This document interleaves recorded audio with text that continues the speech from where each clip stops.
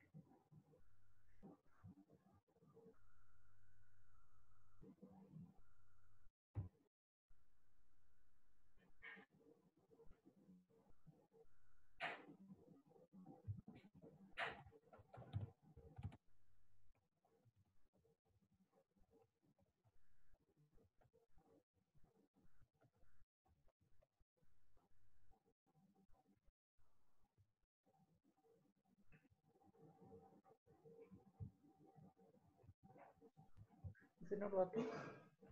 Yes, 1 minute, sir.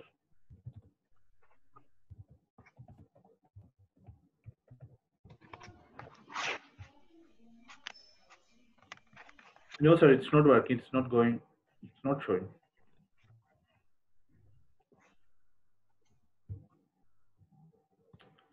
There's, I think, some issues on the Facebook Live. Oh, okay. Sometimes there will be like that. Okay, you can continue because we can record it and just record it. Yeah, fine. I will record it. No problem.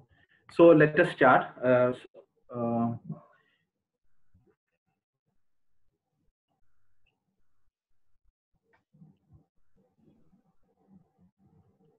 So okay, as you know, bed photography is not that much an easy task. Actually, it is a it need lot of effort. It need lot of uh, um, expenses. So you need to cover a lot of things in what bed photography. So it is very difficult to be a bed photographer. You can take pictures of beds, but you want to take quality pictures. You need lot of efforts and lot of things you need to take down. So now we are going to discuss about what are the things you need to focus, and so this presentation will help you out to become a good bed photographer once you completed it. So now we are going for the presentation.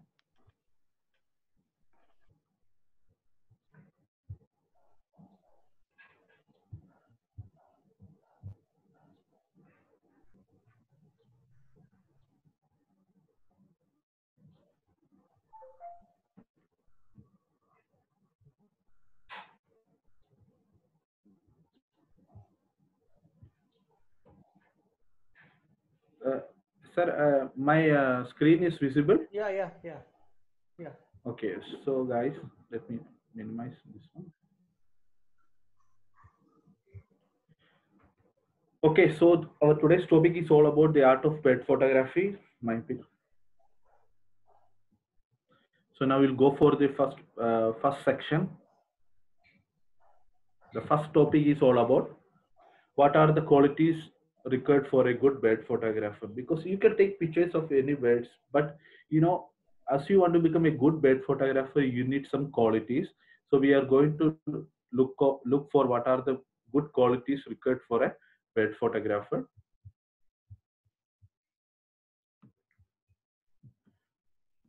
The first thing is you should be very patient, because a bed photographer, the best basic quality for a bed photographer is he should be very patient. Without patience you cannot take the pictures of birds, because birds will never sit for your wish. So you have to go and take the pictures as it is. So you should be very patient. Without patience you cannot take better pictures of birds. So the first quality required for a good bird photographer is should be very patient. The second thing is he should have a mentality to obey the rules and regulations of the areas which he is going to take photograph, because this is a very important thing. Is because we know there are many situations we are not doing, we are not obeying the rules and regulations, and we are going into the wild and taking pictures. So as a bed photographer, as a quality bed photographer, the second thing what should you have to do is you should obey the rules and regulations of the area which you are going to photograph. That's a very very important thing. um, uh, let as an example I tell you. So if you are going to a forest, you should, first thing is you should know about that location. You should make a study about the location, what are the things there, what are the rules and regulations there. So you should follow that rules and regulation. Without that one, you cannot be a good bed photographer. That's the second quality of a good bed photographer. First thing is you should be very patient, and the second thing is you should obey the rules and regulations of the area which you are going to take photograph.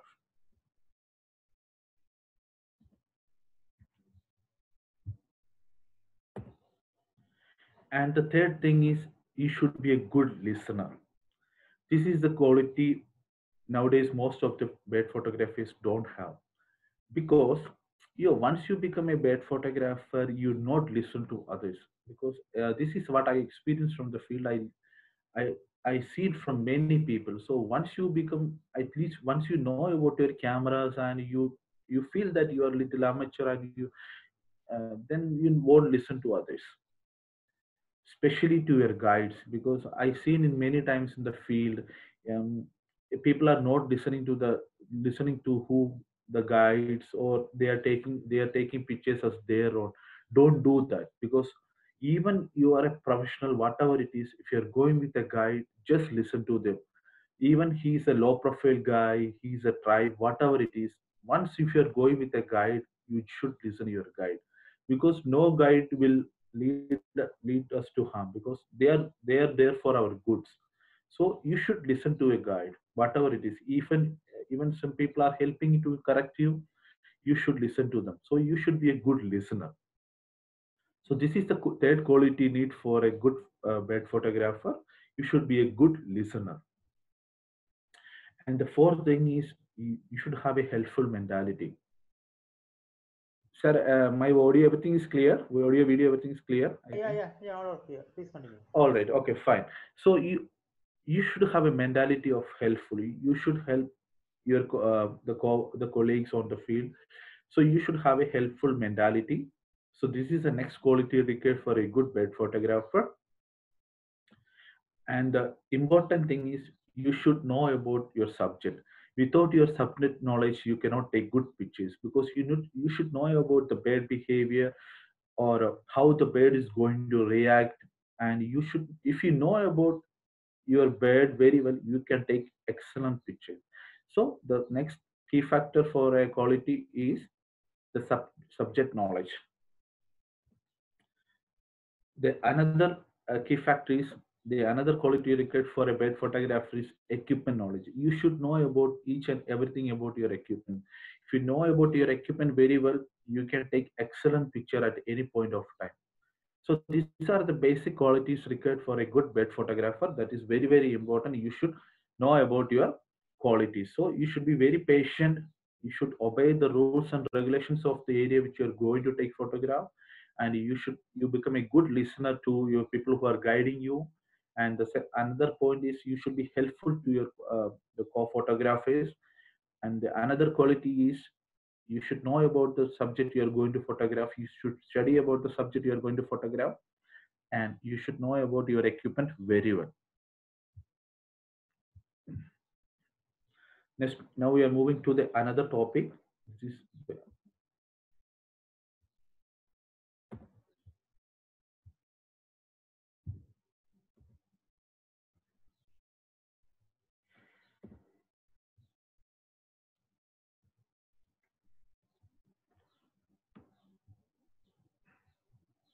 okay, this is an important topic. Let me minimize this one. Okay, this is an important topic. What are the basic ethics to be followed in bird photography? You know, nowadays people are not following much ethics, but as a good bird photographer, you should follow some basic ethics, which is very essential for the conservation of birds and for your good also. The first thing is do not harm the bird. This is a very, very important thing. If you're going to take a picture of birds or if you're going to study a bird, you should never harm the bird, because in the field I have seen many times people are putting a stone on the bird to take fly shots or disturbing the bird as much as they can to take good pictures. They want to take the fly shots, or they want to take the wings up, or they want to do some gestures from the bird. People are harming the bird. I have seen it many times. uh, so, as a good bird photographer, as a basic ethics, do not harm the bird. This is very, very important. So, always keep in mind before going to take a picture, you just go take the picture as it is, come back like that. So, never ever try to harm a bird. It is not good for a good bird photograph quality. And the second thing is you should avoid taking the pictures of nesting and the chicks. This is very, very important because nowadays people are not following these ethics. The reason why you're telling to don't take the nesting and the chicks, you know, birds are always hiding their nest. They don't want somebody, some other predators or humans to expose it. So that's why they are hiding their nest, and they are doing the nesting in a hiding area. But once you expose that net, what will happen? It will give the chance to predators to attack that nest very easily, because once we expose it, we we regularly visit that nest, or we are going to that nest. It will help the predators to know about there will be a nest is there, then the chicks are there. So it is very easy to them to attack this nest. That's the reason why always people are saying don't take the pictures of nesting and chicks. So once you expose the nest, next what will happen, it will give the chances. So it the nest will lose, and the bird will lose their chicks. So that's the second point you should know about in the basic ethics. Avoid taking pictures of nesting and chicks. This is very, very important. You should guys should be always follow it. And another thing is the next basic ethics is do not destroy or alter their habit for better view of scene. In many situations, people are altering the situations or altering the habitat to take better pictures. If you go to some places like Tatekad, or if you go to Northeast to take better pictures of frogmouth, I have seen people are altering their habitat like anything. They are removing the tea teachers, or cutting the branches to take better pictures. So don't do that such things. Take the photograph as it is, or you can change your angle to take better pictures. So don't ever destroy or alter the habitat for your view and the scene. Because you are going to a forest, you should respect it. Because you are going to their home, you should respect it. We always expecting somebody to respect when they're coming to our home. We should always expect somebody to respect our home, right? So same thing when you are going to forest, or when you are going to a area to take bird photography, that is their home. So you should respect it.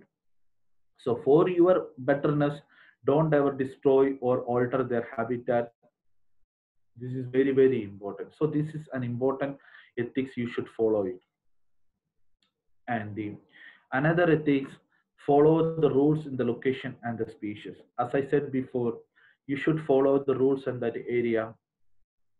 And if the forest officials are saying don't go to that side, don't go.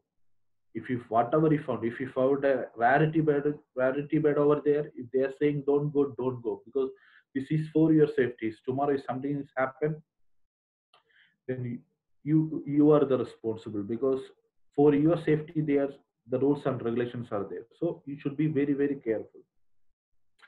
So the aspects of rules of the species, some areas is there, don't feed the birds.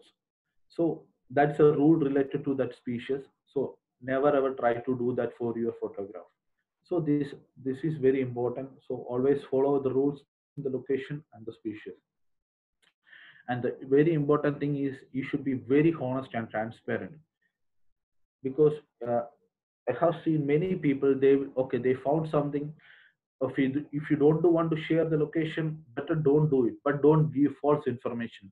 If you found some birds in Gujarat and you are saying that I found it in Hyderabad, it is different. So be be honest and transparent. You can tell them I found it in Gujarat, but I'm not going to tell. I'm not willing to tell the location. So don't give false information. Be honest and transparent. If you found something, if you can share it. If you don't want to share it, be transparent. Say the location, but not the wrong ones. So you should be very, very careful. Be honest and transparent. So now we'll moving to the next one. So I will tell the ethics one more time. The first thing is do not harm the bird. This is very, very important for your pictures. Don't try to harm the birds. And the second thing is avoid taking pictures of nesting and chicks. And the another thing is do not destroy or alter their habitat for better views and seed. And always follow the rules, the location and the species. Be honest and transparent. So now we are moving to the next slide. Okay, this is very, very important. The dress code and the equipment. So when you are approaching a bed, this should you have to take care. So now we are going to discuss what are the dress code is good for bed photography. What are the equipments you need for bed photography? The first thing is go for nature related color dresses. So when once you are going for bed photography or once you are going to the forest, always try to use this nature related color dresses. It will help you to reach more towards to the bed. It will won't threaten the bed, so you can take better pictures. So always go for nature related color dresses. There are some colors which I already mentioned here. You can go for forest green, camouflage. You can go for the shadows of brown and gray. This will help you to more reach to the beds. So always go for nature related color dresses. And the second thing is you should need a good shoe with grip, and you should need some leech sources, because some situation when you're going for some forests, there are a lot of leeches over there. So to avoid get leech bites, you can use leech sources. And a good shoe with a grip, it will help you a lot to get to avoid slippery or to get better stable platform. This good shoe with grip always help you. But my recommendation, never ever use a new shoe for bed photography. Because it will give you a lot of uh, a brand new shoe when you're taking for bed, you are tracking your bed photography, it will give you a lot of pain. So use a shoe you have used before. So this is very, very important. So always go for nature related color dresses. Then you can use a good shoe with grip, and you can get some lead sources. And another thing is when it's come to camera, always look for the camera with higher FPS, that frame per seconds. So it will help you to take more frames. You don't miss any shots. So I always recommended to go for the cameras with higher FPS. At least five we recommended. So you can look for the camera profile and always check for which are the cameras having higher FPS. It will help you take some wonderful pictures. So always remember, when you're selecting a camera, your FPS should be above 5. So this is for particular for bird photography. So next thing is you need a zoom lens. uh, I always recommend a zoom lens which is 300 mm. So later the section I have suggested, I already prepared some zoom lenses, so you can look for what are the zoom lens on your budget, and you can go for that one if you are new to this field. So always you need a zoom lenses which is highly recommended 300 mm above. It will give you more reach and you can take good pictures without disturbing the bird.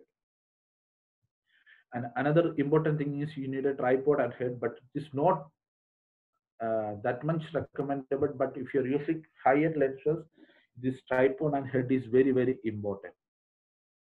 You can go for ball head, you can go for Wimberley gimbal, what. So it's up to you. It's up to your budget. You can for good tripod and head.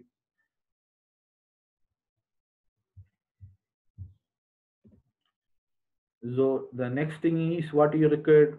You need one or two extra batteries, a hard drive, a laptop, and sufficient memory cards. I always recommend that you should carry a memory card is 32 GB above. And always remember your memory card should have the capability to read more frames. Otherwise, you will miss good shots. This is very, very important. Excuse me.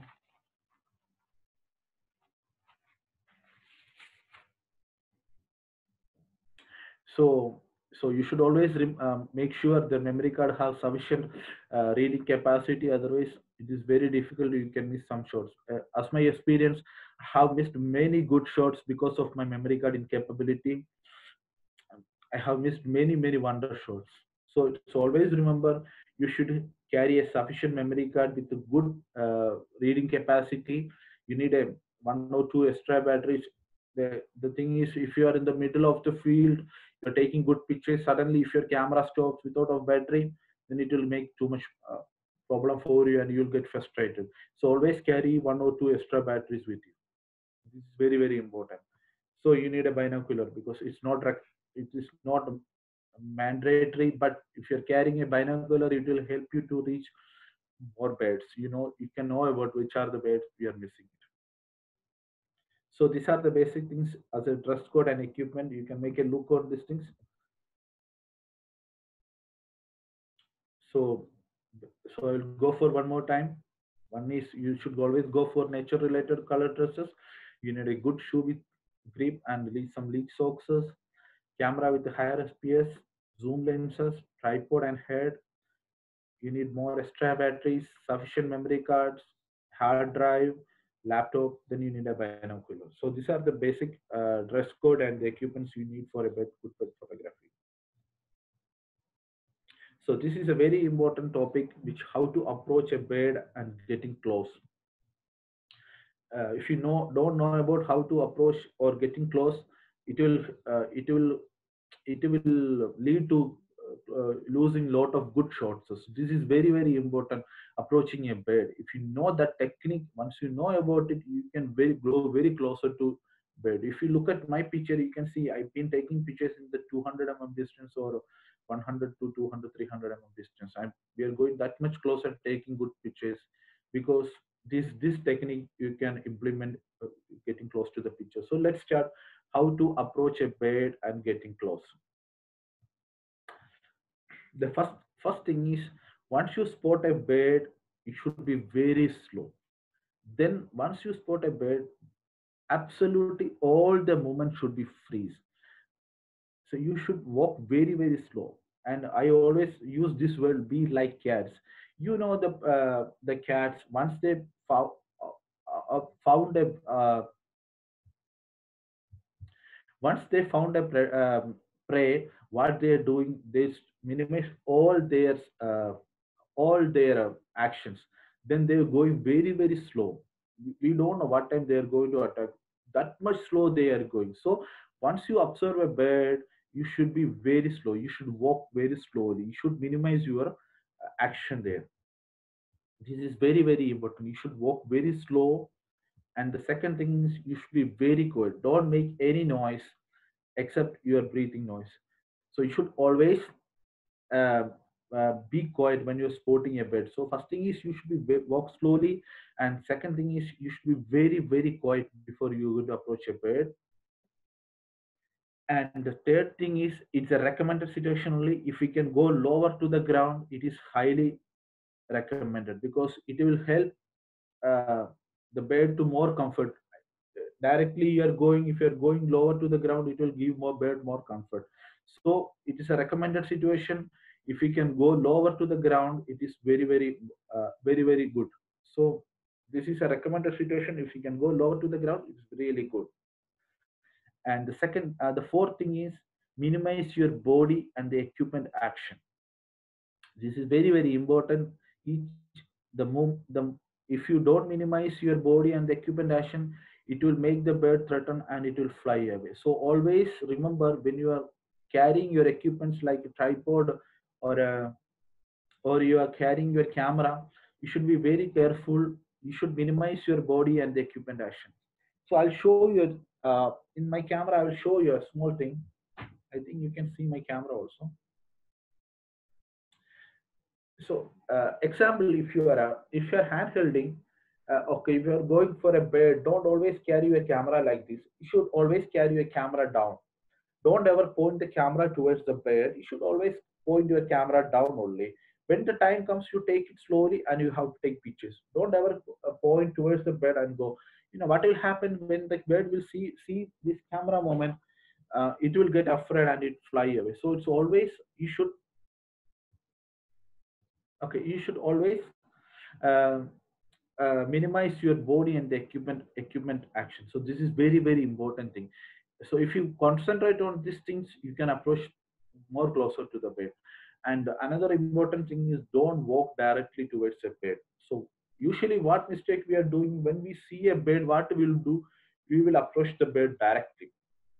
Don't ever do that. So if you want to get more closer, always go diagonally.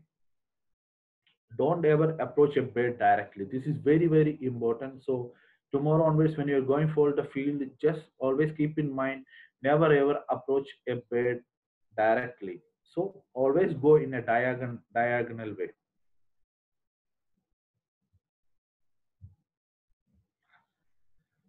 This is an important point. Don't look directly to the bed or point your hands towards the bed. This is very important. Usually what mistake we do when we spot a bed, what we will do, we will look at the bed what is doing. Don't ever do that. So even birds can recognize our actions, so what they will do, they look on us. If our actions are high, so they will try to fly away. So don't ever stare at the bed, don't ever look the bed directly, and don't ever point your hands towards the bed. So it will make the bed afraid and it will make the bed discomfort, and it will fly away. So this point should be very careful. Don't look directly to the bed or point your hands towards the bed. This is very important. So when you are looking at the bed, you should look by your cross eye like this. You should look the bed. Don't look at the bed like this. You should always look the bed in a cross eye. So this is very important. And the second thing is look for the bed behavior. And this is very important. Before you are approaching to a bed, you should look for the bed behavior. So if you know about the bed behavior properly, then you will come to know that the bed is about to fly, or it is comfort, or it's going to sit for a long time. So knowing the bad behavior is very important. So some of the bad behavior I can share you now. So if you're looking for raptors, like the big birds like eagles, before they are going to fly, they will poop. So you can, next time when you go into the field, you can look for this one. So this big bird like raptors, before they are going to fly, they will make a poop. So puke means they're muting. So then you will then you will get the indication that this is going to fly. If you prepare, then you can go for good fly shot. So always look for the bad behavior. Okay, you are looking for falcons. What they will do before they are going to fly, they will shake their heads. If you look for the falcon, you can see it, because I have seen many falcons in the field. So if you're looking for the falcon, before they are going to fly, they will shake their head.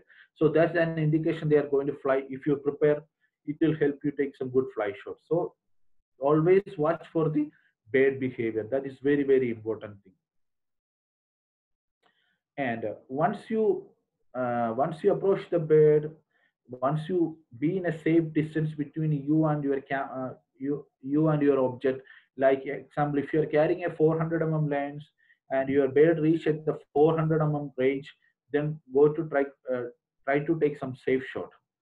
The reason why I always tend to take some safe shot is, even the bird fly, you get some shots. So better once you reach in your camera distance, um, sorry, in your lens focal length, you take some better shots. Example, if you are carrying a 300 lens, 500 lens, 400 lens, if you reach the bird in that range, take some good shots. That's very, very important. You should take some safe shots. Then you take each and every step, look at the bird, how they're behaving. If they're continuing their action, you go more closer and take close-up shots. If you're if you're continually approaching the bird, if you see that the bird is stopping their action, you stop. Don't ever go further. It will make the bird afraid and it fly away. So always better to take some safe shot, then approach the bird slowly and take some good shots. So this is very, very important. So these are the things you should know before you are approaching the bird. And the last thing is, you take some pictures, come back as how you go. Don't make any action over there, don't make any much body movement and equipment action, don't afraid the bird. So once you back from that location, if the bird is doing the same action again, then you are a good bird photographer, or you are a good bird watcher, whatever it is. So it is very, very important. You should don't afraid the bird, or you should don't threaten the bird even you take the pictures. So how you go, you have to come back like that only. So this is very, very important thing. So these are the certain things you should know about how to approach a bird. So you should be walk slowly, should be very quiet, lower to the ground is highly recommended. Minimize your body and the equipment action.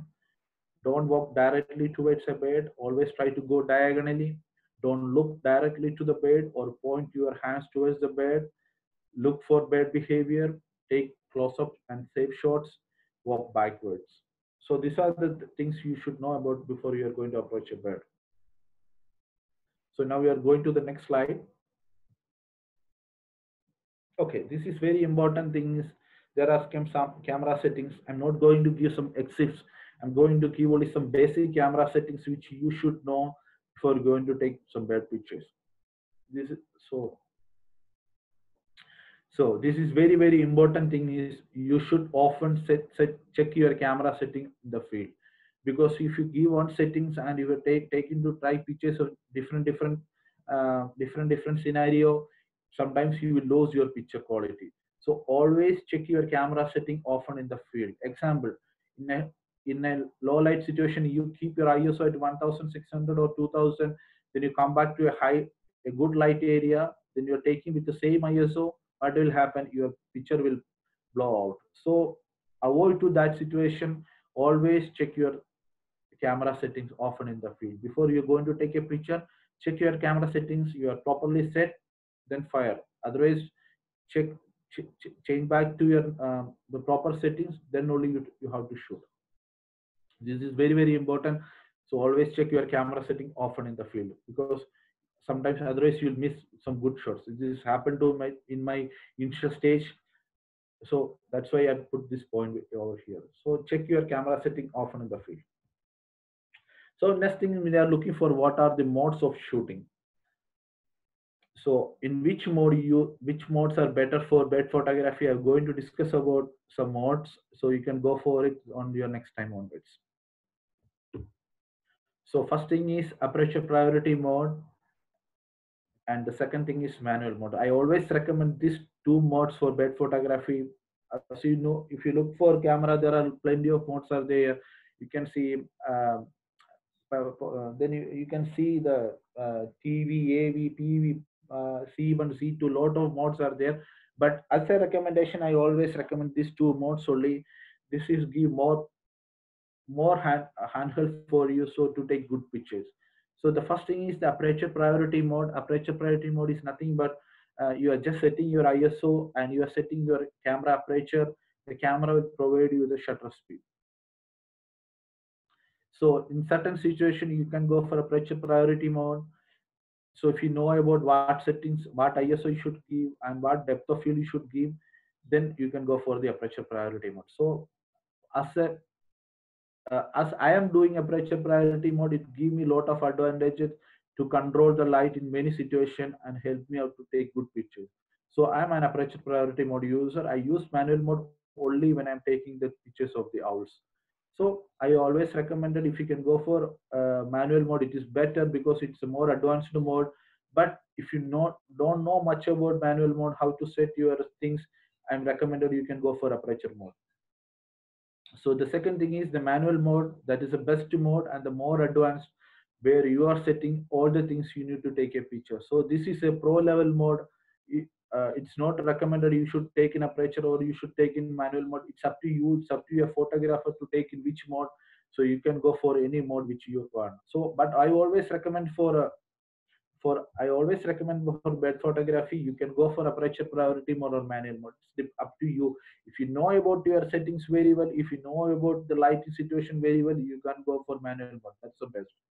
So if you feel that the light is little tricky and it will give you some high C, then you can go for the aperture priority mode. So it's up to you. It's up to the photographer what mode you have to use. Then the second thing is you should always remember for bed photography, the good thing is always to have higher shutter speed. Shutter speed is an important fact, an important key in the bed photography to take better pictures. If you have higher shutter speed, it will give you crisp, sharp images. So always remember when you before you're going to take a picture, your shutter speed in a good range. I always recommended for stable images, you should have a shutter speed of 640 above, and for fly shots, you should have a shutter speed of 1000 or 1600 above.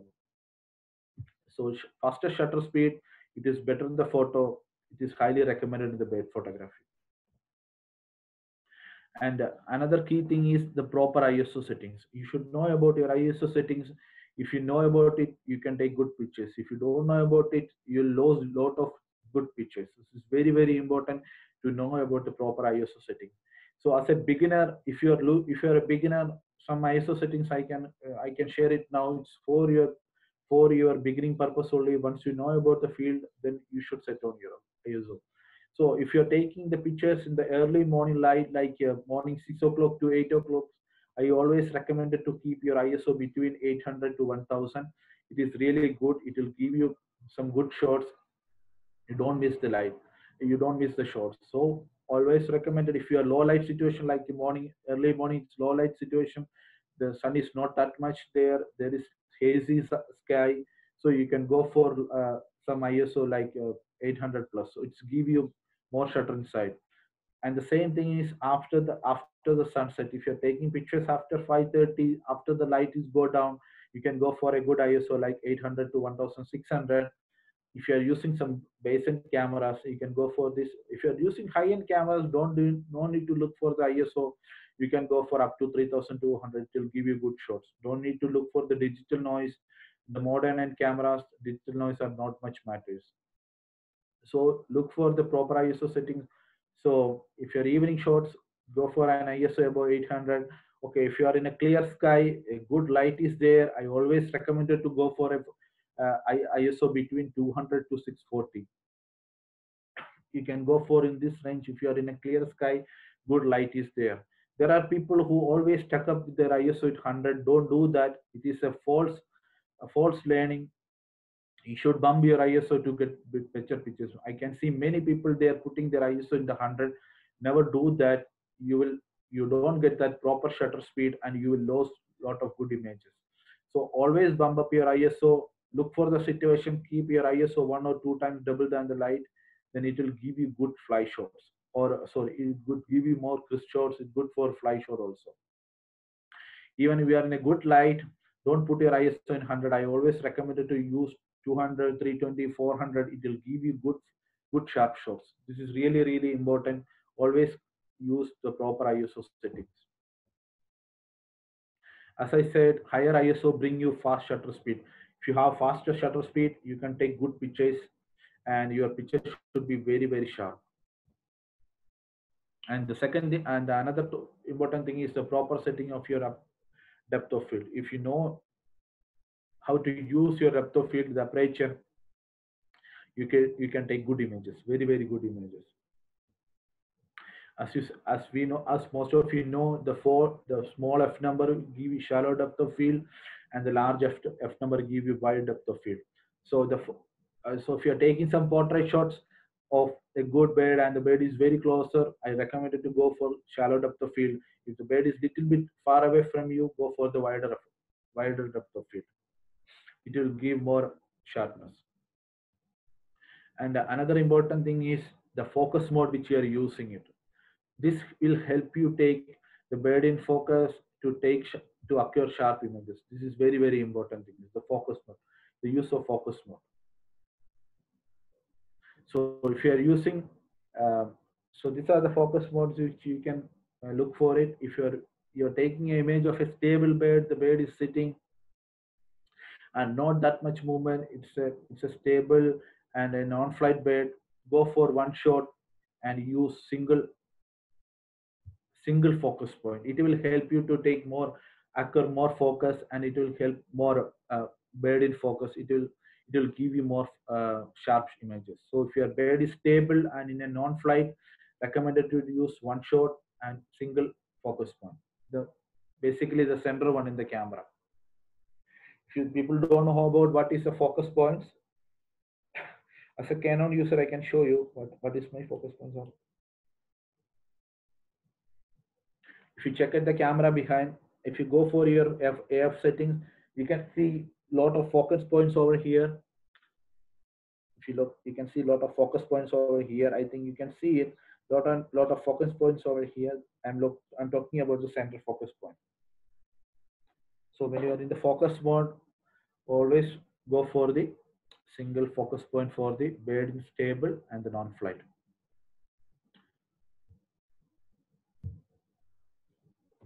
And for the flying birds, always remember to change your settings to AL servo and use a group of focus points. So what it will help, it will, if you are on a clear sky, if you are using a focus point, a group of focus point, it will focus anywhere on the bird and it will give you some sharp images. So always recommended when you are taking a bird in flight, go for AL servo and use a group of focus points. So it will help you to take some good amazing fly shots. So now we're going for the another topic. So I'll tell all this one more time. Check often your camera setting in the field. Always look for the which mode you want to choose. It's up to you. Then always remember you need faster shutter speed and proper ISO settings, proper settings of aperture, the focus modes which you're using. Those are very important. So if you are a bird is not in action, go for one shot and single AF point. And if you see a bird in flight, go for AL servo with a group of focus points. So we'll continue with the camera settings. Then the important thing is in the camera, the metering modes. So metering mode is basically for the people who are shooting in aperture priority mode. If the person who are shooting in manual mode, you are the boss, you have the control for everything what you want to do. So then you no need to look about the metering modes because you are controlling the light. So if you are in manual, if you are in aperture priority mode, metering modes comes to picture. So this is very important. Metering mode is nothing but it is just settings in the camera to sense the light which is emitting from the object you are focusing. So based on that light, camera is deciding what shutter speed you need. So as in the aperture priority mode, you are setting your ISO and the depth of field, then the camera is giving you the shutter speed. So based on your metering mode, camera is giving your shutter speed. So as I said, metering mode is controlling the shutter speed. So this is mainly for the people who are taking the pictures in aperture priority mode. So there are two metering modes. I think you can see this one, two metering modes over here. Let me keep my display down. All right. Okay.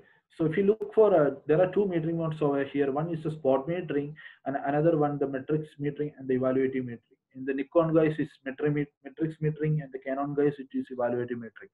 The spot metering is nothing but, as I said, what the metering mode is doing, it is taking the light from the object where we are focusing, then telling the camera to give this much shutter.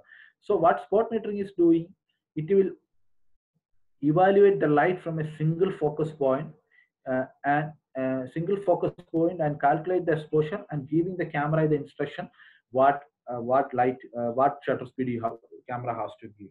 So basically, if your metering spot metering will work if you're shooting a bird in shadow, or good for the spot metering is really good for backlit subject. So if you're taking a bird with the low light situation, only the light is, excuse me, I think two people or participants are raised their hand. Let me see. No, please continue. Please continue. All right. Okay. So if you see the bird in backlight, in a more shadow area, only few light on that bird, then I'll highly recommend it go for spot metering, because what spot metering does, it will look for that particular area light and it will give you proper exposure. So always good if you're taking spot metering, uh, take the image, especially when you are buried in shadows and the backlit images. So this is very important. Spot metering will help you out in this situation. And the second thing is the metrics metering and the evaluator metering. For the Nikon guys, it's metrics, and the Canon guys, it is evaluating metering. So this is the most default setting the DSLR. When you buy a DSLR, if you check for your metering modes, uh, metrics metering is always it is on the default.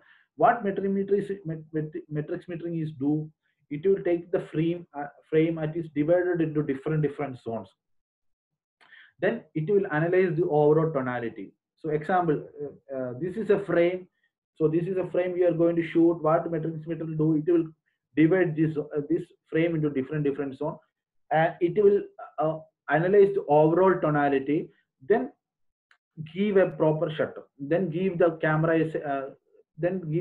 an instruction that this much shutter required.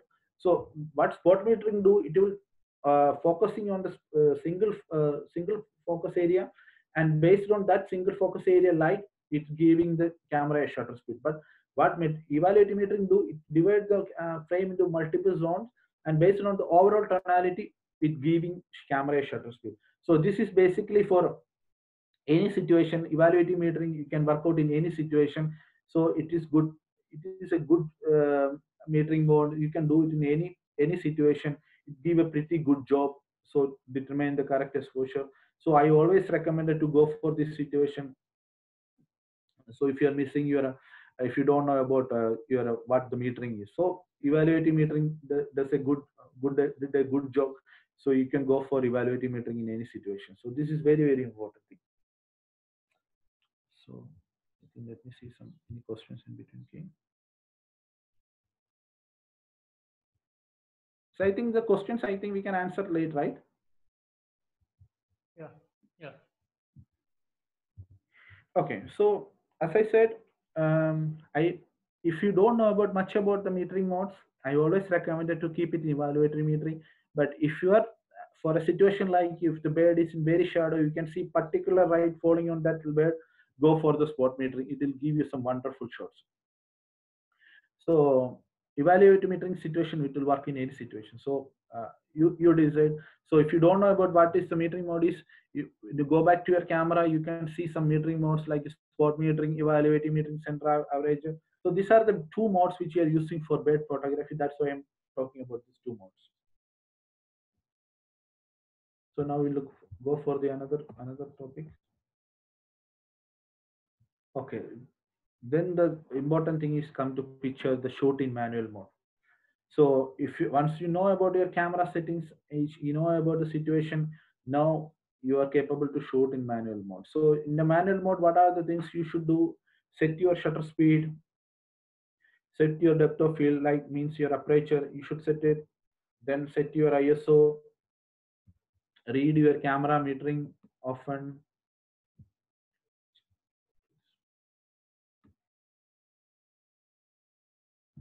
So, okay, read your camera metering. Review your histogram often. So those who don't know about what is camera metering and histogram, I will tell that. So if you look on, if you're putting your camera in a manual mode, you can see there was a bar like this. This you can see this correctly exposed, underexposed meter, and overexposed meter bar. You can see in your camera itself. Even in if you are in any mode, you can see this mode. So if you look for what is a proper correctly exposed, you want to see that your uh, the exposure meter bar on the center. If you found that that is in the center while you're shooting in the manual mode, then the image is correctly exposed. If you see that the meter is going towards the left side, it is mean that it is an underexposed image. You should either you bump up your ISO or you should reduce your aperture to get a proper exposed. If you see that the meter is going to the right side, it is means that it's an overexposed image. So what you have to do, you should shut down your ISO or you should increase your aperture to get the proper exposure. So this is very important. You should know about your metering, otherwise it's very difficult to shoot your images. So you should know about what is metering, how the metering is working. Then the next thing is the histogram. Histogram is nothing, just the graphical representation of the picture you are taken. The overall tonality is graphical representation. So in the, if you're looking for the camera, after any picture, you can see a histogram. I'll show you.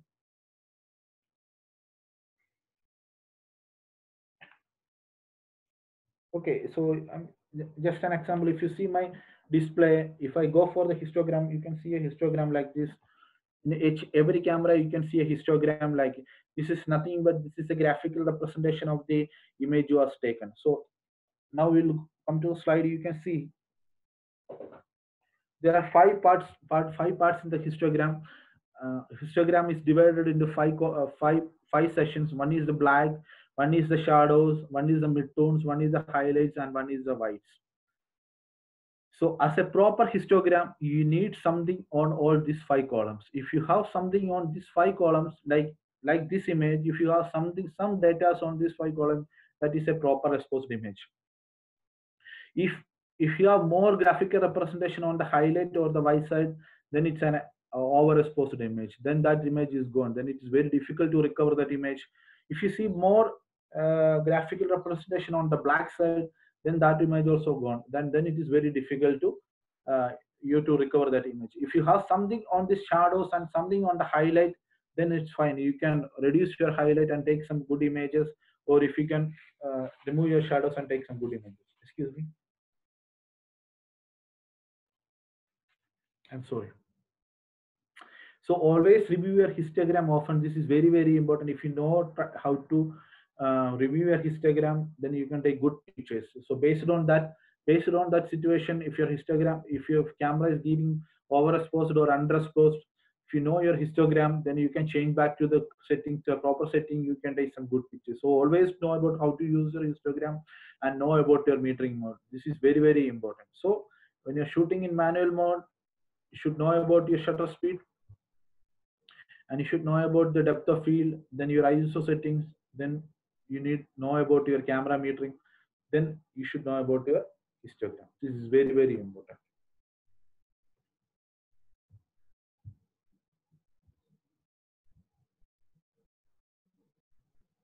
Yeah, this is a very important topic because many people want to know how to take sharp images.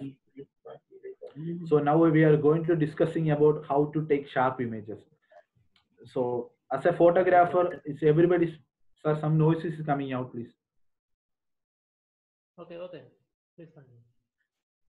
Okay, as a photographer, it is important for everybody who want to take some sharp images. So now we are going to discuss about how to take sharp images. So this is the first thing you should know about to take sharp images. First thing is you should know about how to use your focus point and area of focusing. This is a very important key to take sharp images. So using of your focus point and the area of focusing. So I'll give you some situations.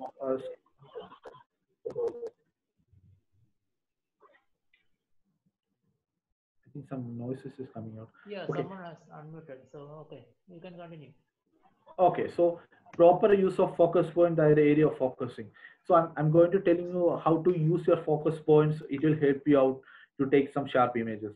Okay, for your, if you imagine you are taking a small bed, the bed is very small in the frame. I always recommended to go for the center focus point and keep the bed in the center, and don't look for the composition that time, because it's a smaller bed, you can compose it even if we go back to post processing. So always use the center focus point for small beds, and always try to aim on their focus, always try to focus on their in between the beak and the eye. So if you're focusing, don't ever try to focus some other parts of the bow, like the head or the cheek or some other area.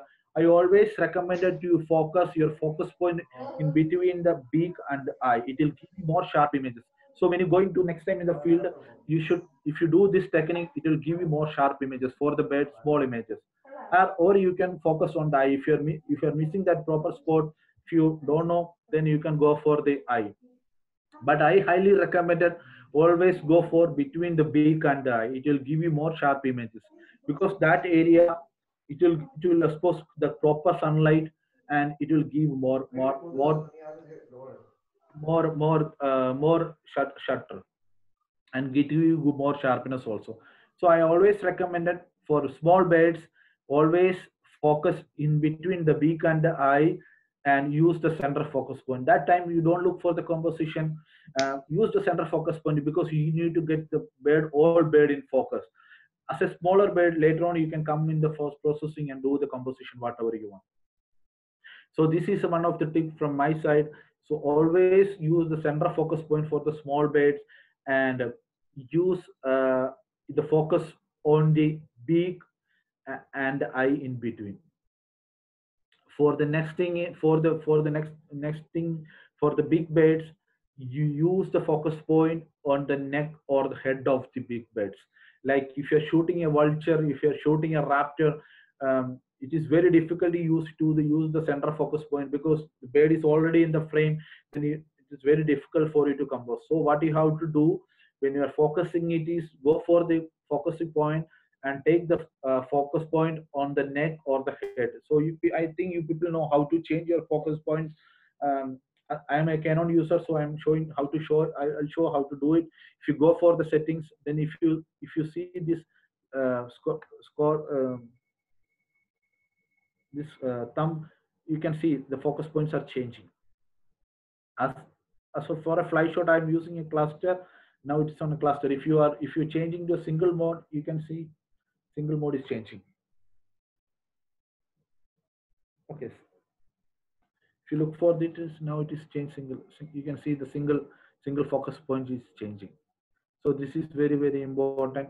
So when you're taking a big pictures, like big birds like raptors or a vulture, whatever it is, always keep your focus on the neck or the head. It will give you sharp images. Don't try to shoot, don't try to keep their focus on the wings or the body. It won't give you sharp images. It's always important to keep on the neck or the head. Sorry. So for the small beds, always use your center focus point, and compose lately in the post processing, and keep your focus in between the beak and the eye. It will give more sharp images. For the big beds, keep the focus point in the neck or the head. So that is very important. And for good sharp images, always shoot in continuous focus mode. So it's recommended always keep your camera mode in air servo to take sharp images. Very important. So the another important key is get fast shutter speed.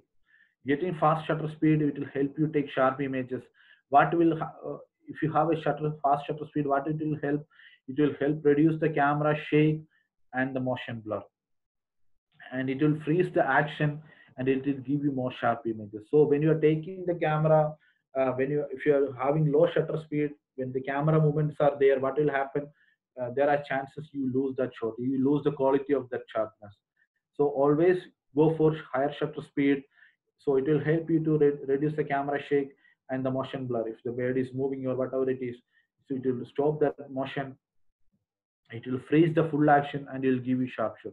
So it is highly recommended to go for fast shutter speed. It's very, very recommended. And this is a very important thing, the way of releasing the shutter button. This is most of the people, they don't know. But if you're releasing the shutter button in a very bad manner, it will give a camera movement, and it will give unsharpening to the image. So it is very, very important. While you are releasing the shutter button, you should be very careful. Usually what people are doing, if they are having they're shooting, they do like this. Don't ever do that, or don't ever push hard. So only you slowly use it like this, slowly. You can see much, even my fingers are not moving, but my shutter is releasing. You should go like this. Some people, what they do like this. Don't do that. That is very, very bad thing. It will give, what will happen, it will don't give you sharp images. Always highly recommended, keep your thumb like this, and slowly squeeze it. Don't push hard. You can see there is no movement is happening, but my shutter is releasing. So I always recommended, when you are using the shutter release button, don't push it hard. It will create only camera movements. You lose your sharp images. Only slowly skews your shutter release button. So it will avoid camera movements, and it will give you more good shutter and more sharp images. And another thing is, make sure that your image stabilization or the inbuilt camera image stabilization is on. If you are handheld photography, people don't know about what is image stabilization. On this picture, I in the picture you can see it behind every lens. If you look for it, you can see some uh, stabilization modes. As I'm using 100-400 Canon, if you see, there is a button called stabilizer on or off.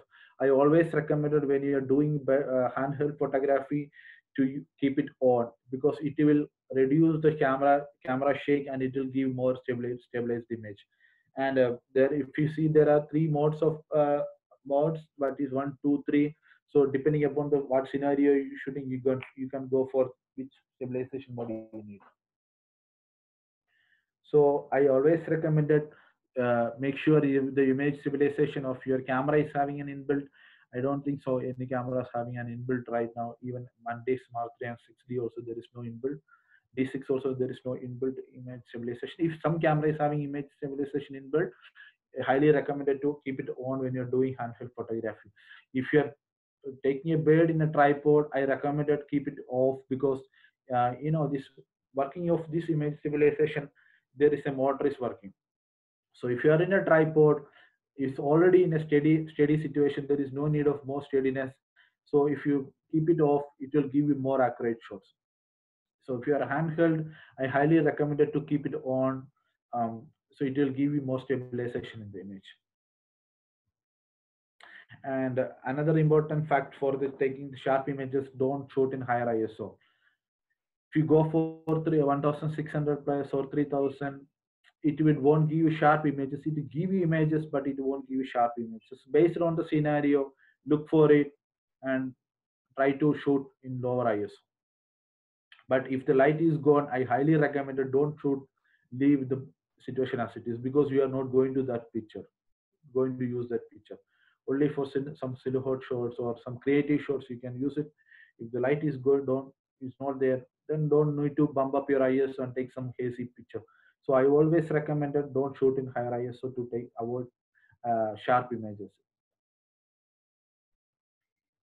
So another thing is, distance between the object and your camera is matter. The focal length in between the object and you is different, very, very important. So if you are very closer to the object, you will get more sharp images. If you are far away from the object, your images won't be that much sharp. This is very, very important thing. As I said, the depth of field is matter. Manage your depth of field is very, very important. You can see a shot of, excuse me, 2 days I'm having cough and cold. Okay, so you can see a picture of a Walden scope sol which is taken from Andaman Nicobar Island. So now we'll go for the next topic. This is very important topic because most of the people love this topic, how to take bird in flight. So now we look for how to take the bird in flight. Before we discuss about how to take the sharp images, now we're looking for how to take bird in flight. This is a very, very interesting topic because most of the people want to take fly shot images. So now we look for one by one. The first thing is you should be in a stable platform. Before you going to planning to take a bird in flight, you should pre-visualize the image because you know the bird is flying towards to you. So be in a, always remember before you taking a frame, pre-visualize it, how you want that frame in your field, so how you want that bird in your frame. So this is very very very important. So pre-visualize the situation. Mm, think about that situation, what time I want to shoot, what time I want to release my shutter. So based on that one, and before you're going to take a bird in flight, be in a stable platform. If you are not in a stable platform, what will happen when you are move, your entire body will get moved and you don't get that proper bird in flight shot. So be always in a stable platform before trying to take your flight shot.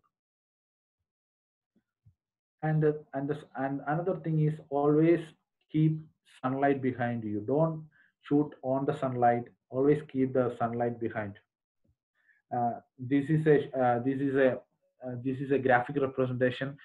This is Tim Boy's graphic representation. I just uh, lended it for to show you people. So if you look at over here, um, if your camera is here, uh, this is your shooting angle. Don't shoot on if the bird is this side, on if the this side. Always shoot on this side only. If you can see on this camera, this graphic representation, if the camera is here, the bird is this situation, this is the correct point to shoot. If the bird passes this situation, this area or this angle, then don't shoot it because you don't get that proper bird in picture. You'll get the picture, but you don't get that much details on the bird. So this is very very important. So always keep your sunlight behind and shoot at the right moment. This is very very important because instead of taking 100 pictures, wait for the bird. When the bird passing in front of you, shoot at the right moment. That is very very important. What we do, what okay, if you are seeing a bird from a long distance, we start from that itself, that area itself. We start clicking the shutter from there till the bird passes us. We will shutter. We pan and we click our shutter release button. What it will happen? It will give more frames, and there is no use of that frame because all this go to rubbish only. So instead of that one, you just look at the bird, anchor your focus, uh, keep on the bird, tracking the bird. Once the bird come to your range and the camera position, release your shutter. So what will happen? It will give you the bird proper in focus, and you will never miss any good shot. So instead of shooting 100 pictures, 4 or 5 shots, you get better pictures. And always wait for the right moment, either the bird lifting the wings or lifting it down. So it will give you good action shot. So wait, shoot at the right moment. This is very very important. So as a field mistake, I have seen many people, they are taking too plenty of pictures for a single bed. They'll take almost 150 to 200 pictures. This is utter rubbish. Don't do that one. Only take 4 or 5 pictures because you are not going to use all these images. Either maximum you will use two of these images. So wait for the right moment, click on the right time. So this is very very important, shooting at the right moment. So, and another thing is to how to take bird in flight is using the proper focus point or to occur the bird in focus. Using the focus point is very very important thing. Excuse me.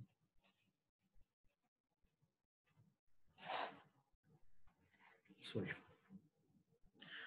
So using the proper focus point.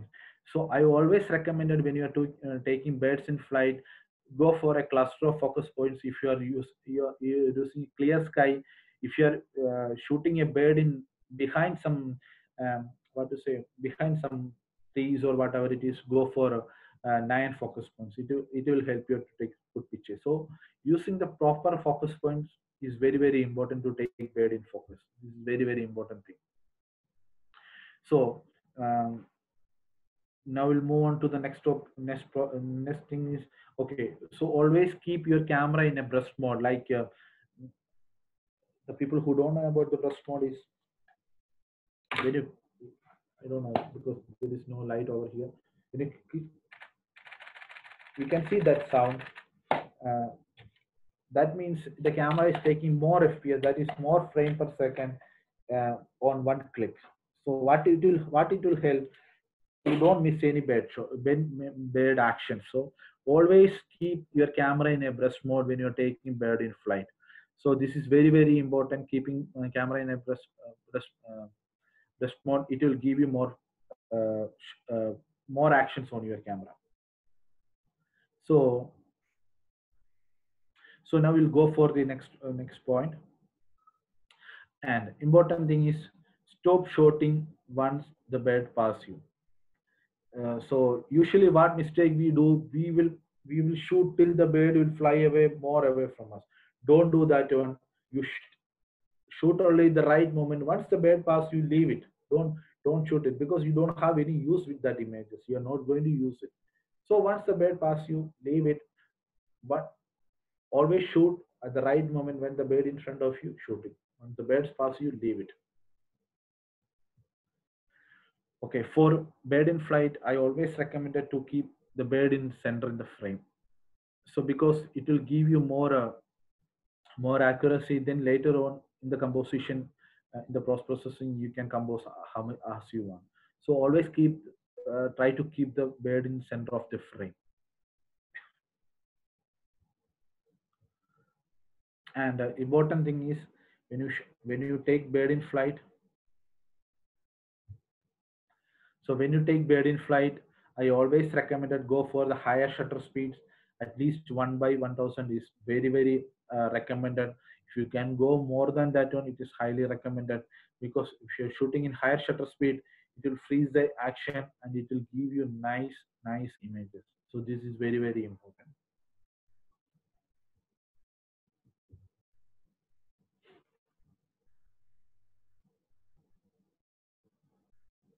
So this is a fly shot. This is a shot of a time.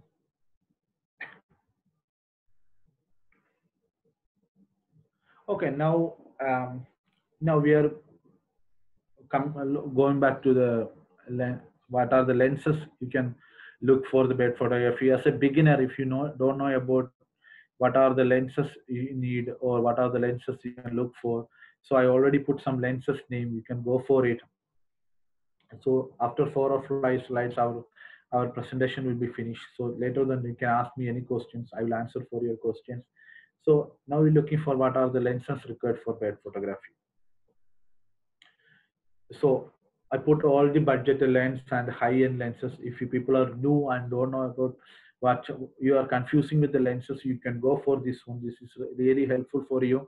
So if you go for lens from Canon, you have a lot of lenses from Canon side. If you go for Nikon, you have a lot of lenses from Nikon side. If you go for Sony, you have a lot of lenses from Sony side. So if you see the budget lenses, it's subject to budget. It comes around 1 lakh and 1.5 lakh. If you go for high-end lenses, it starts from 3 lakhs above. So for the lenses from the Canon side, you have plenty of lenses. Nikon also plenty, and the Sony also plenty lenses. You can look for whatever lenses you want. So I highly recommend it from the Canon side. If you can get the 400 mm IS2 lens, this is one of the finest better lens the Canon ever produced. It's a very very sharp lens. It's very very good lens. And if you're looking for if higher lenses, all are very good. If you have budget, if you have the money, you can go buy the high-end lenses. If you're a budget photographer, I'll recommend it for look for any of the budget lens. You can go for it. If Sony, I recommend so for Canon I recommend 100 400. one of the finest lens. If we go to Nikon, I'll recommend the 200 500 for bed photography. This is excellent. Then the Sony, I recommend either you can go for 100 400 or the 200 600. These are very very sharp, amazing lenses. So these are the lenses for in the branded cameras. Sajan, are you tired? No, no, sir. Can you speedily talk about the editing also? A short introduction. Yeah, yeah, I will do that. So I'm not tired because I am having this running nose. That's make me a little bit trouble. That's it. Okay, okay, okay. Not much tiredness. Only this part of this running nose. That's why I'm always itching on my nose. Okay. Last 2 days there was some windy over here, so it is give me a running nose. Okay, so if you're going for a third-party lenses, these lenses will here surely help out you to Tamron and the Sigma um, for bed photography. If you are not that much budgeted, these lenses are really good. If your Tamron is having 150 to 600, Sigma also are having 150 600 sports and contemporary version. You can look for it. What your budget you can go for it. So as a Tamron, I always recommend go for the G2 version. This is an amazing lens. For the Sigma, I always recommend for the 150 600 contemporary lens, very amazing sharp lenses. Remaining sports edition, they are very little bit heavy. It's very difficult to photograph you while on the field. So these are the lenses for it, your choice. This is an image of a southern hillman which is I shoot from Munnar from my one of my friend's place.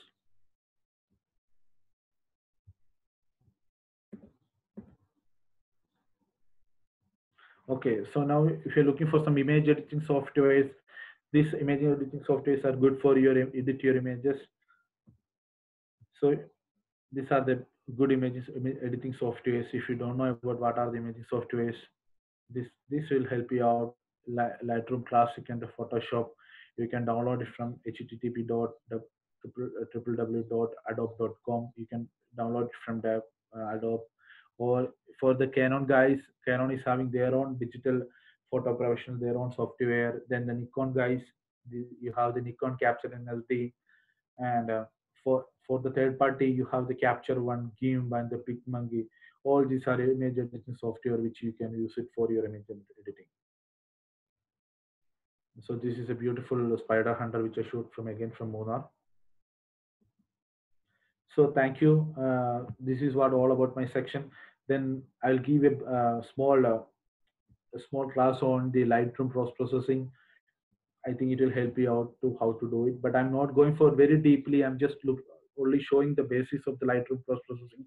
If you have anything, if you want to know about any of these things, you have any clarity you want, you can give me a message, or you can ping me, or you can message me in Facebook. I'm happy to give you answers. So these are my contacts. You can contact me on these things. This is a beautiful wedge-tailed green pigeon which I chose from Satar. So that's it, guys. Now we are looking for. You have any questions? You can ask me. Then we'll go for the Lightroom session. If you don't have any question, we can go for the Lightroom session. If you have any question, I'm happy to answer. If you can any question, you can share me now. If you don't have any questions, then we can go for the Lightroom session. Sir, ഇതൊന്ന് on ചെയ്ത് കൊടുത്തിട്ട് നിങ്ങൾ ആർക്കെങ്കിലും ചോദിക്കണമെന്നുണ്ടെങ്കിൽ. Chat is on. The chat is on. Anybody can chat. Anybody can answer any questions if you want.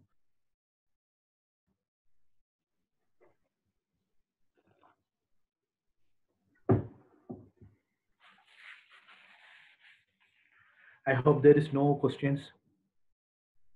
Yes. So I think better we can go for the Lightroom session. Yeah, yeah. So guys, now we'll move on to the Lightroom. Please, please.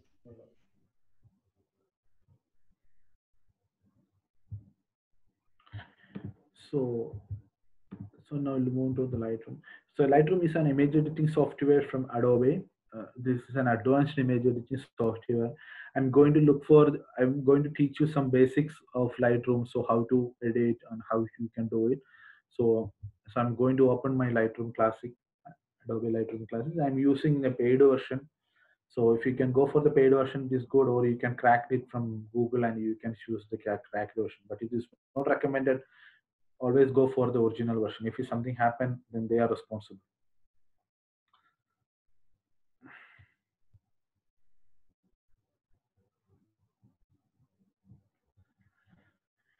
It will take little time to get load.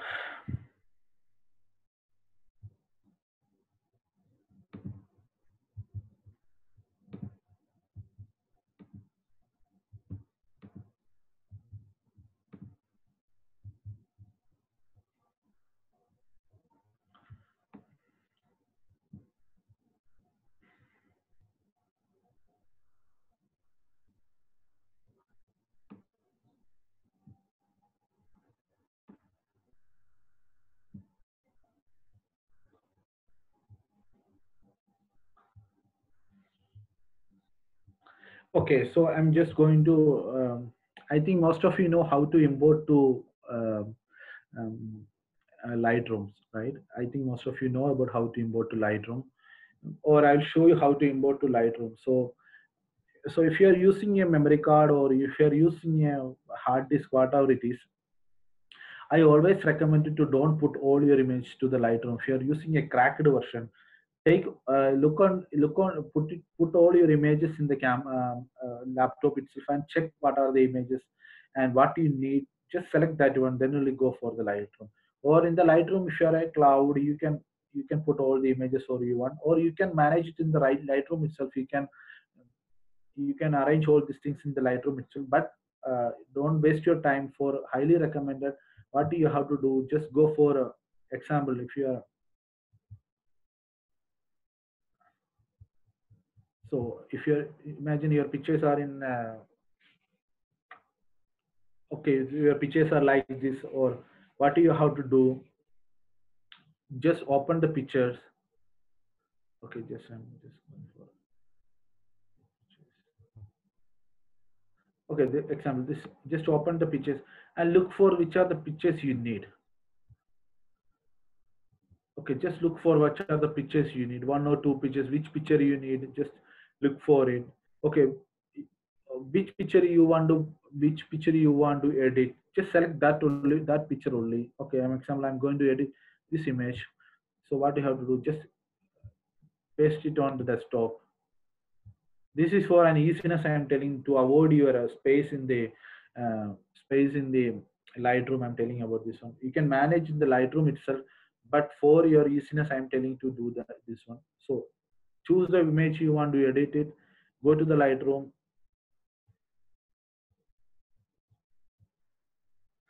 If when you come to the left side, you can see the import key over here. Then go for the selected source. As I put my image in the desktop, take it from the desktop, or here you can decide where you want to save your images. So what I'm doing it, I'm just for a time being, I'm saving it in my D drive. So then you can put it in subfolder if you want to. So, okay, example, I used as a I taken my image as a palette scope. So I can give a subfolder like here as a palette scope. So or given as a folder as palette scope. So once the next time once an image is edited, it will what will happen. So next time, if it is easy for you to know about the where is the image is there. So always recommended to give in subfolder. So I just given as an image palette scope or subfolder, then import. What will happen? That particular image will come to Lightroom. So if you can see that that image is already here. So this is an image of a palette scope server which I showed. Excuse me. I'm sorry. So now we are going to show how to edit this image. So if you come to Lightroom, you can see a screen like this. So before you are going to shoot, so I always recommended to make the screen more wider. So for that one, what you have to do?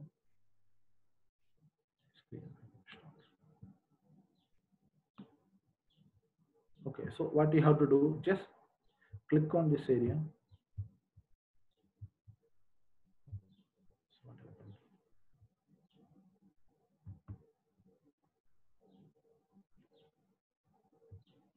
Okay, just click on this area, make the screen more wider. So when you come to the right side, you can see some modules over here. These all things are called modules. This is a library module. This is a develop module. These are the basic two modules which are using. This then you, if you can see map is there, book, slideshow, print, web. So for as a web photographer, these two modules are very important. Library module is nothing but you are just storing all your images based on the name or what based on the date you are taken. If you see on my left side, you can see I have named some images. If you click on that one, you can see based on that one, you can see uh, uh, uh, if it's European dollar, you can see that my European dollar image. So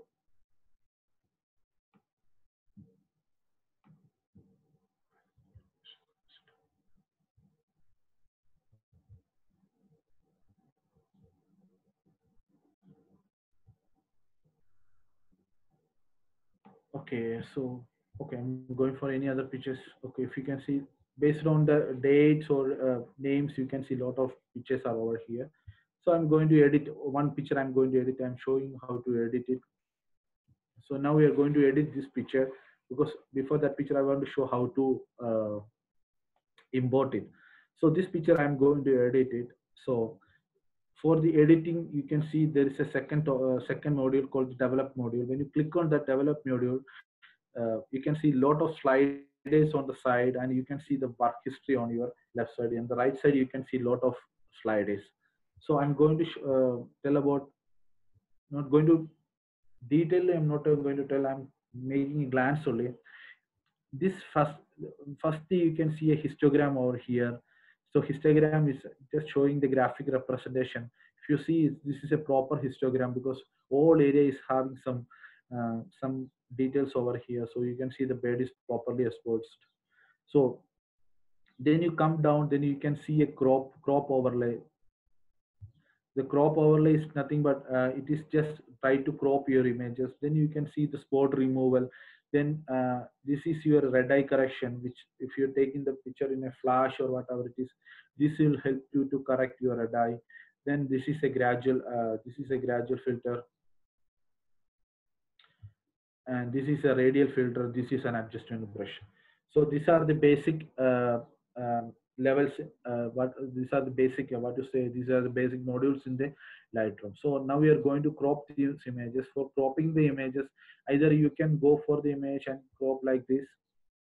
You can crop like this. You can go for the image. Right click your cursor. You can make a drag. It will crop, or um, you can go to this or crop overlay. You click over there, then this you can see nine boxes will open. Based on that one, you can crop it. You just move your cursor like this. On based on what direction you want to crop, you can move your cursor like that. I'm going to crop this image like this. So as is a bed, I need only little. So I'm giving some breathing space. So I'm going to crop like this. Then you put the enter button, it is already cropped. So now this image is cropped. So the next thing is which I'm going to do is I want to give the white balance. So I look for the bed, and based on maybe look for the over tonality. So if you feel that the bed is more on the warmer side, give the warmer this one. If the bed is on the bluish side, give more bluish white balance. So for me, the white balance is okay. I'm not going to touch my white balance. The white balance you can touch. You can see the white balance over here. It is moving the white balance. When you're moving the cursor, you can see the white balance is moving. So uh, so based on that situation, you can give the proper white balance. Okay, I'm giving one or two white balance. So okay, you can see the bird is more orangish cast. So then you come down, then you can see the exposure button. So the exposure button is nothing but it is giving more exposure to the bed. If the bed is in more exposure is down, it will give more exposure to the bed. So you can see when I'm moving the exposure button, you can see the what is the difference is happening. This is an exposure button. Then so I'm giving some exposure to my bed. So this is exposure is fine for me. So I give me an exposure of plus uh, whatever value I need, I given that exposure. And the second thing is the contrast. Look on the picture. If you need, only give the contrast. If you don't do it, don't give any contrast. Leave as it is. But this picture, I think the bed, because on the more darker, I need to give some contrast. So I'm giving little contrast to the bed to get more more appearance of the bed. So I'm giving little contrast. So the and next thing is the highlight. So look at the picture. If you want to give highlight, you give it, otherwise leave as it is. But this picture I need to reduce the highlight, because if you see on the whites are not properly white and the highlights are very down. So I'm just little bit I'm reducing the highlight to get that proper white. Then the shadow button, it is reduced to remove the shadows from the bed. Okay, I removed some shadows. Then the white and blacks, these are very very important thing. So you want to get the proper white and blacks, I'll teach you a technique. So before you are going to uh, scroll your white key, white slider, what you have to do, keep your alt button press, then you scroll. What will happen, you get a black frame. So in that so this is what when you're doing the white, when you're that black frame, when you're moving your cursor, uh, pressing the alt key, when you're moving it, you can see some images are coming out. So where you see these small lights are coming out, before that you just stop it. It will give you the proper white. The Lightroom itself give you the proper white. Instead of you are rolling too much, you are sliding too much. If you go for this, it will give you the proper white. Same with the black. Before you doing the black, hold your alt key, then you go, then you press your then you slide your black key, then you can see a white frame. And before that, some pixels are coming out, you just stop it, it will give you the proper black. So now you can see this is given you the give me a proper black. It is bit black, so you can manage it with the histogram. So I finished the basic arrangement. So now next thing is you look for the images. If you need to give some texture clarity, whatever it is, you can give it. If you don't want, you can leave it as it is. So for me, I need to give some texture, so I'm giving you some texture for the image, like 10 to 30, 25 is fine for me. So I'm giving a 25 as a texture. Then I'm giving little clarity because I need to get that punch out of the bed. So I'm giving some clarity. Then uh, if you look for the images, if there is some dehaze on the images, you can use this haze on the image. You can use this dehaze option, or you can leave this image as it is. So the next thing is I'm going to give some saturation, because I need more punch on that bed, so I'm giving some saturation. So I think most of you know what saturation and vibrance means. Saturation means it will give the overall tonality of the color. So I agree some saturation for the bed. So now the next thing is, when you go coming for the region, this is basically it's mainly for the people who are photographing the Lightroom, and mainly for people who are on the landscape photography. For bed photography, no need to use these things, because you only need the basic corrections, because you always want to take the picture as it is.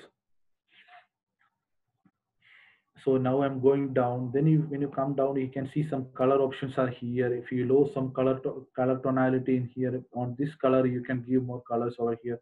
So if you look on my red water lapsing beak, the red is little bit down. So I can give some red color over here. When you come for this HSL panel, the first thing is red color, then the orange. The different colors are over here. So my red color is little low over here. What I'm going to do, I'm giving little saturation, so you can see the difference happening in my image. I'm giving little saturation. So when I feel that that's fine, I'm leaving that like that it is. Then I have to look for remaining all the colors are fine, or based on that one you can give more color. If you give orange, more orange color will come on the body. So if you want to reduce it, you can reduce it. You can see that it is happening on my bird's body. So I just reduce some orange because I don't want that much orange on my bird's body. So so that's it. So we're giving the basic correction to the bird. Then the important thing is we are coming to the noise reduction. So before you are going to sharpen the image, I always recommended to do the noise reduction, because if you're sharpening and doing the noise reduction, it will again reduce the quality of the image. So first thing is you should reduce your noise, then you go for the sharpening. So before I'm going to reduce the noise reduction. I always recommended to keep a noise reduction till 40. Don't go upper than that. It will reduce more quality of your image. So, so when the noise reduction button, go for 40, the maximum. You can go down but don't go more than 40. It will lose the quality of the image. So I'm keeping it 40. Okay, so if your noise reduction is 40, I'd recommended to give your details as 60. In this panels, what you're doing always, if you're 40, then go for 60. If it's 50, go for 30. Always 20 difference. If you give them, it will give you good images. It's good. This. So once you finish this noise reduction, then go for the sharpening. So before you are going to give the sharpening, I always recommended you just do the masking. Then you give sharpening. It will sharpen only the bird or the areas to get sharpened. If you sharpen, if you sharpen straightly, what will happen? It will overall sharpen the image, and more noises will come on the frame. So I highly recommend it. So before you're sharpening, do the masking. How do masking? I'll show you. So just if you now you're looking for the sharpening area, it is all are inactive. So to active that one, first thing you should touch your amount button, make it 1 or 2, the value 1 or 2. Then you go for the masking. Right click, or press the alt key. Then you drag your masking. Then you can see a white frame, complete white frame. Then keep on, when you keep on dragging, what it will happen, it will make it dark. It will make more dark, and you can see that particular bird in white. When you see that the particular bird in white and the remaining areas is not in darkness, leave that one. So what, now the what it will happening when you're doing the sharpening, it will sharpen only the bird, remaining areas will go as untouched. So if now I'm sharpening, it is what will happen. It will sharpen only my bed.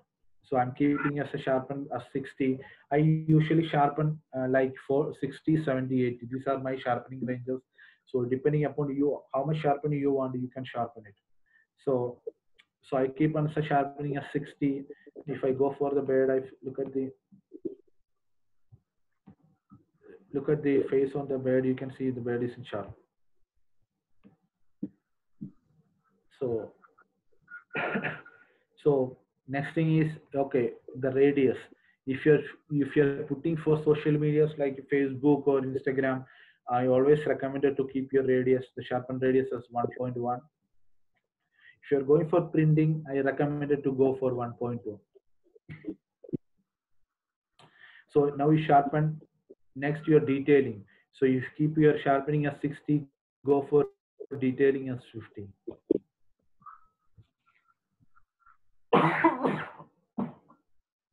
I'm sorry. So detailing as 50. So now the overall image is finished. So if you want to get more sharpened, then this adjustment should work out. I'll show you how to give more sharpen to this image. So this is the basic sharpen. Everything is given. Now you want to give more sharpen. You want to give more punch from this image. I'll show you how to do that one. So go for this slider. You can see the adjustment brush. Touch on that adjustment brush. You can see some effects over here. So before you starting an effect, uh, giving some brushing, you always click this effect. Then you go for how much sharpen you need to give this image. So I'm going to give a sharpening of 50. I'm going to giving a sharpening of 50, and I'm going to do some textures. 15. So I want to reduce some highlight. So what are the adjustment I need to do in this bed? I'm going to do that one, and I reduce my highlight as 15. So then I'm going to minimize my brush size as I need. So I need the brush size. So I reduce my brush size. Now I'm coming to the bed. If I brush it, what will happen? It will give more sharpen to the bed. You can see the bed is getting more sharpened. So always careful when you are brushing it. If you brush the outside, what you can do, you go for the erase button. You can erase on the area where you are more sharpened. So I'm reducing a little bit brush size. Then I'm going to sharpen on the head area, which I want to sharpen it.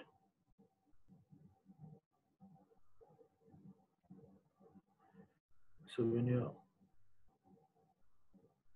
this is how you can give more sharpen to the bed if you want.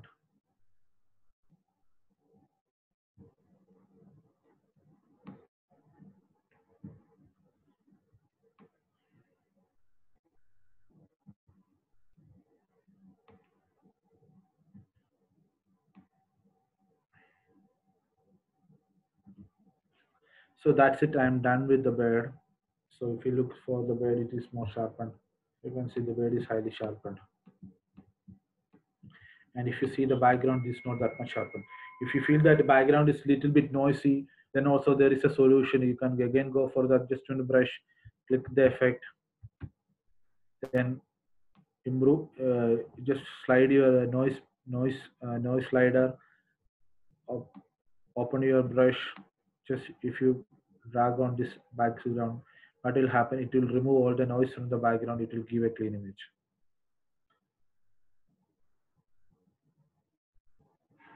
Don't touch the bed because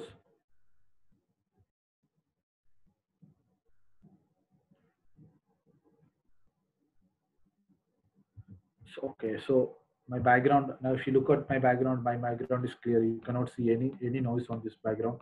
The background is very clean, and you can see the bed is on sharp. So this is an option to how to do. Um, this is a basic. This is a basic post processing. So I'm finished now. I'm going to import this image. So I'm going to import this image for exporting. Sorry, I'm going to export this image for exporting. Just go for the file. Just go for the file. Come to the export option. Press the export key. Then you can see some uh, some boxes coming up. So what you have to do, where you want to export it, based on that area, you can give an export location. So I'm going to export to my desktop. So I'm giving export to desktop.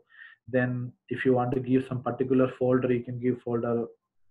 If don't want to give any folder name, so I'm just putting as it is. Then I'm coming to the renaming. So how you want to name the bed. So this is my red wattled lapwing. So this is my red wattled lapwing. Sorry. So I given the red wattled lapwing. The starting numbers are given as 1. So the next thing is the file settings.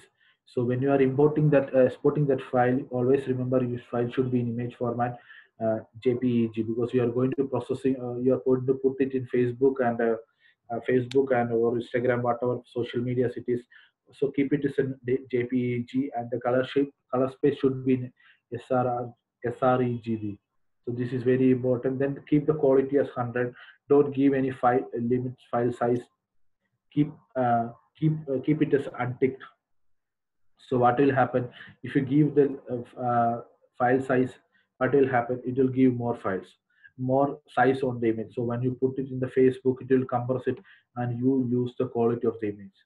So when it's coming to the image sizing, this is very important thing is image sizing. So for the social medias, I always recommended to resize to fit to long edge. So if you check over here, you can see a lot of different types of image sizing, where the height, dimension, long edge, short edge, megapixels, percentage, whatever it is. So, but for Facebook, I always recommended go for long edge, and you should keep your pixels at 2048. Uh, should be keeping pixels at 2048 if you're going for Facebook and Instagram. go for 2048, and the resolution should be in 72 in pixels per inch. Sorry. So pixels should be in 72. If you're looking for a printing, I always recommended to give us 300 pixels. If you are in Facebook or a social media platform, go for 72. So these are the basic things you have to do. Then it is come to the metadata. If you want to give the inform like who taken the picture, which location you are taken, okay, why or whatever the keys. So you can give it. I always don't do that one because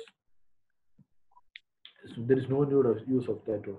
Then it's your watermarking. What is your watermark? You can create a watermark. You can give it edit watermarks, whatever it is. You can give the watermark. So my watermark is already here. So I give it my watermark. Then the processing. So now I'm going to export it. If I click the export button, you can see on the top then this file is getting export one file.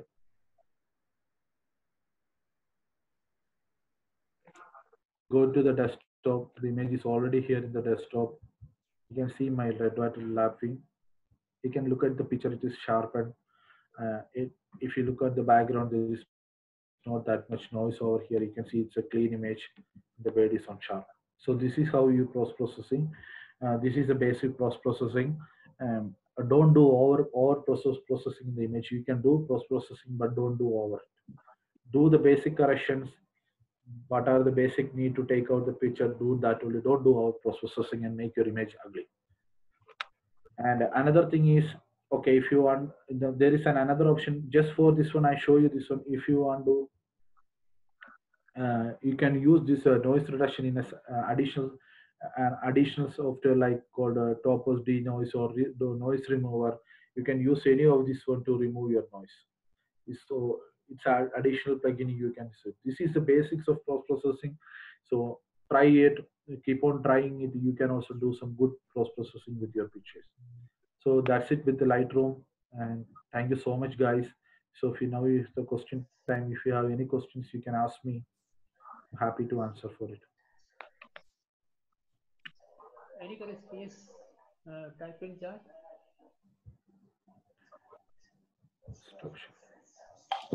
Hello, sir. Okay. No questions. So Any no. Any questions, please? Any questions? Anything related to pet photography or place just to visit or anything? You can ask me. I can happy to share.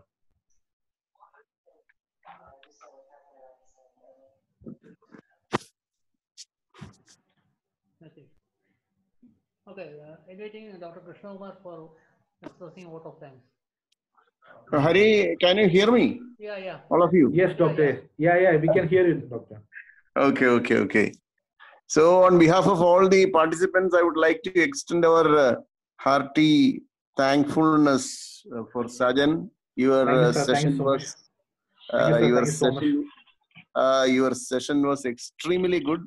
And don't worry, there were no questions just because this session was more focused on the practice, not the theory. If it had been theory about birds, their parts, etc., there would have been an avalanche of questions. But here, because these are to be practiced first. So for the listeners, I think most of us, these are good news, and that is to be practiced later on in the field as well as in the room with our laptop or the computer, whatever it may be. So more practical lessons. So it was very much exhaustive. You touched almost all the areas, right from ethics to the very moment that the photographer was discussed in detail. Thank you so much. Thank you, sir. Thank you so much. You are so committed towards nature, protection of it, and you are an enthusiast of the latest techniques of photography and post-processing, everything. Together with the ethics, that is what attracted me. Like most of those who listen here, you focused on the ethics first. And the last word also I would like to focus upon. You said don't over-process. So once we get the magic wand of processing an ugly image to a better one, we will go for processing further and further. So there also you were very keen to say us not over process it and make it ugly. That was the word that you used. Yes, that you said that. So your session was so interesting. Thank you very much once again. On behalf of all listeners and the two NGOs that are behind this KNS and ANHS, I extend on behalf of all of us our thank you so much. Thanks, Sajjan.